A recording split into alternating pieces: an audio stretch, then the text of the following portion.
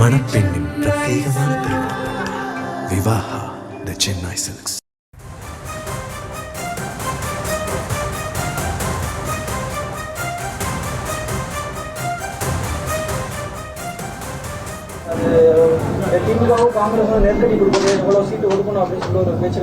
அது எங்க அகில இந்திய தலைமை பேசிட்டு இருக்கு. அதுக்கு சம்பந்தமே கிடையாது. எல்லா தேர்தலையும் பேச்சுவார்த்தை நடக்கும், எல்லா தேர்தலையும் முன்ன பின்ன இருக்கும். அது நான் நேற்றுக்கு சொன்ன தான், மாண்புமிகு முதலமைச்சர் யாரையும் விட்டுக் கொடுக்க மாட்டார். அவர் பெரிய இதயம் படைத்தவர்.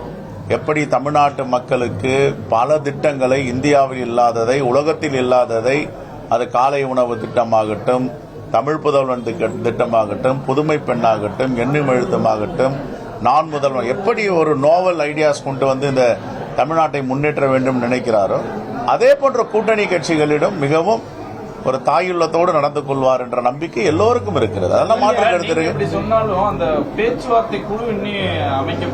இன்னும் ஓரிரு தினங்கள் நியமிப்பார்கள். இன்னும் ஓரிரு நாங்கள் ரெடியா இருக்கோம், தயாரா இருக்கோம். ஓரிரு தினங்களை நியமிப்பார்கள் என்று நாங்கள் முழுமையாக நம்புகிறோம். கருத்து மோதலும் நீடிக்கிறே சார். இப்போ ஒரு மாணிக்கத்தாவூர் தொடர்ந்து பேசிட்டு தான் இருக்காரு. தளபதி இவங்க வடக்கு தொகுதியை கைப்பற்றுன்ற மாதிரி கருத்து மோதல் பெருசாவே இருக்கு. எல்லா மாவட்டங்களையும் கருத்து மோதல் இருக்கு. சீட்டு கம்மியா கைப்பற்றுறதுனா மாமன்னர்கள் ராஜராஜ சோழன், பாண்டிய மன்னன், சேரன் இவர்கள் தான் கைப்பற்றுகிறார்கள் இந்த தேசத்தை, அந்த நாட்டை. கைப்பற்றுறதுக்கு என்ன இருக்கு?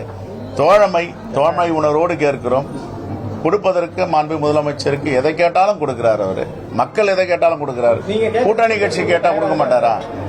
அது பேசி தீர்த்து கொள்வார்கள். அதுல முரண்லாம் கிடையாது. எந்தவித கருத்து வேறுபாடும், எந்தவித முரணும் எங்களுக்கும் திராவிட முன்னேற்ற கழகத்தும் துளி அளவும் இல்லை. மணப்பெண்ணின் பிரத்யேகமான திருமணம் விவாஹா தி சென்னை சில்க்ஸ்.